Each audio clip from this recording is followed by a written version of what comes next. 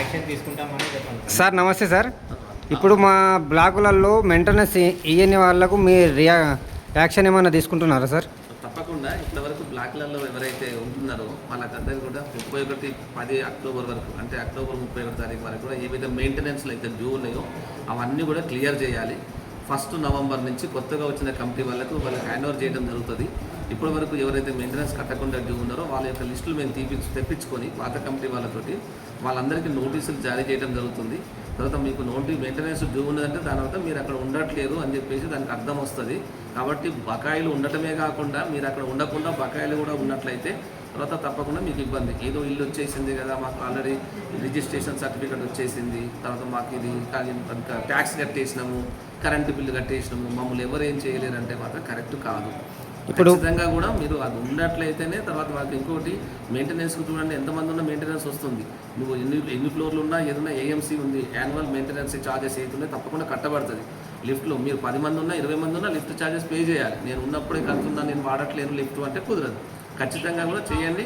పైగా మీరు ఇంకా దానికి తోడు ఏంటంటే మీరు ఉండటం లేదనే ఫిర్యాదు కూడా అందుతున్నాయి. కాబట్టి దయచేసి ఖచ్చితంగా ఉండవాలి. లేకపోతే మీకు బాజాబ్తో చెప్పేయండి, మాకు అక్కర్లేదు, మేము ఉండట్లేము, ఇంకో ఇల్లు ఉందంటే మేము ఇంకోటి ఆల్టర్నేట్ చూస్తాం కదా. అనవసరంగా దానికి తాళం వేసుకొని పోయి అక్కడ ఉన్న వాళ్ళ మెయింటెనెన్స్ ఇవ్వకుండా ఉన్న వాళ్ళకి ఇబ్బంది, ఆడ ఉన్నటువంటి దాన్ని మెయింటైన్ చేయడం లేదు. కనీసం ఆ కింద మడకలిస్తే కిరాయికి పెట్టుకుని తీసుకున్నాడు కనీసం ఏదైనా పని చేసుకుందామని కూడా ఏమున్నారు సార్ ఇక్కడ ఏం అమ్ముడు పోతుందని చెప్పి వాళ్ళు అంటున్నారు. మరి ఇదంతా కూడా ఇబ్బంది అవుతుంది. దయచేసి అన్ని బ్లాక్లకు వాళ్ళకు కూడా తెలియజేసేది ఏంటంటే మీరు ఖచ్చితంగా అక్కడికి రావాలి. తర్వాత మీరు మీ ఆక్యుపెన్సీని చూపించాలి. ఏదో వెరిఫికేషన్ చేస్తున్నప్పుడు వచ్చి మిగతా అప్పుడు రాకుండా ఉండకూడదని చెప్పి చెప్తున్నాను. ఆల్టర్నేట్ చూడండి. మీకు అక్కడ ఇబ్బంది ఉంది, లేదా ఏమన్నా ఫెసిలిటీస్ లేవంటే మేము అన్నీ కల్పించడానికి రెడీగా ఉన్నాం ఇప్పుడు. మరి అయినా కూడా మీరు రావట్లేదు అంటే కేవలం 20%, 30% దట్టు మళ్ళీ పేమెంట్ ఇవ్వకుండా ఇబ్బంది పెడుతున్నారని చెప్పి తెలుస్తుంది. కాబట్టి దయచేసి ఖచ్చితంగా అందరూ ఉండి ఆ పేమెంట్ అవుతుందో ఖచ్చితంగా రెగ్యులర్గా చేయాలని చెప్పేసి కోరుతున్నాం. 31 వరకు మీకైతే లెక్కల విషయం చాలామంది అడుగుతున్నాం, మాకు లెక్కలు చెప్తే మేము డబ్బులు కడతామని చెప్పేసి. తప్పకుండా కూడా ఈ 31 అక్టోబర్ వరకు ఉన్న లెక్కలన్నీ మేము క్లియర్గా తీస్తాము. పాత వాళ్ళతో సంబంధం లేదు, అవన్నీ కూడా డిపార్ట్మెంట్ తీసుకుంటుంది. తర్వాత కొత్త వాళ్ళు కూడా పాత వాళ్ళ లెక్కలు అడగకండి, పాత వాళ్ళ లెక్కలు మేము అడుగుతాం, మీకు హ్యాండ్ ఓవర్ చేస్తాం.